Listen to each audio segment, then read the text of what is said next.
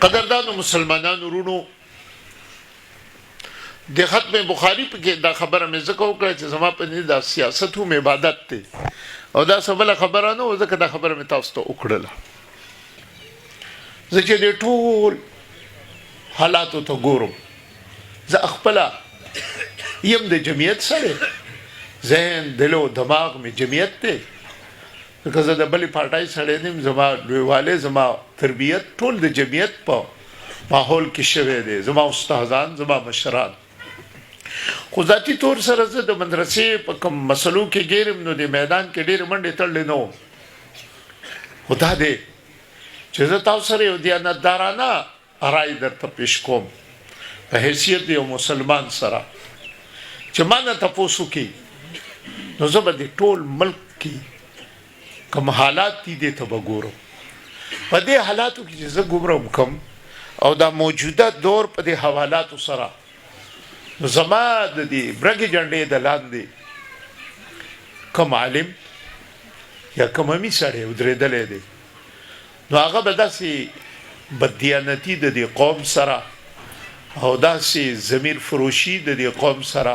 هغه به نه کړی نه دا ادارې ټولې تیرې شوې دي دا حالات ټول تیر شوي دي ما مولانا ته یو ورځ ویل مولانا آفرین شستا په دې پټکی او په دې ګیره باندې چې تا د پارلیمنت کې د ادارو د هغه حد درجه کوشش باوجود د 1 روپۍ کرپشن ستا په جامع باندې دغه داغ ثابت نشي دا یو لوی کردار دی دا یو لوی کردار دی خدای په څوم خبرې کوي خدای حقیقت ته غړي دا غاز او دا میدان دا تاریخ دا غ مفتی محمود او د مولانا غلام غوث زاروی او د دې خلکو دراواخلي ترنه نه پورې د خشوي دي الحمدلله زما د عالم دې چې میدان ته تللی دي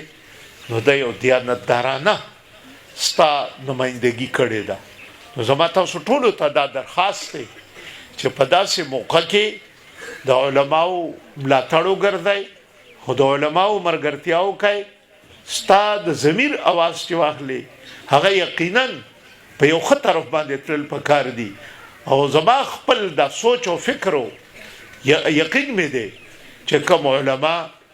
یا د دې په جنډې د لاندې چې کوم مرګري دي منتخب کړ دي او درولي نو یقینا د ملک او د مذهب سره وفادار طبقه ده او موږ په دې میدان کې سړی هم داسې پکاري چې هغه د ملک او دارنګ د قوم او دارنګ د دین او د مذهب سره وفادار وي الله دې تاسو ټول ته بهتر توفیق نصیب وکړي یوازې دا نه چې ځان پورې محدود وساتئ خپل یار او دوست خپل کور کله او خپل مثال تو سره محلت هغه ټول په دې تحریک کې ځان سره شریک وساتئ او الله دې د دې علماو امداد نصیب وګرځي موږ به دغه دعا کوو چې خدای دې سملای تا هغه کسان زمنګ د دې مشرای د پاره بوزي چې کم د دې ملک وفاداری او کم زما د مقدس دین وفادار وي او الله دې د ملک د هغه کمقلو حکمرانانو نه اوساتي چې د کمې سزا بیا د قوم ته ملاويږي قدردانو مسلمانانو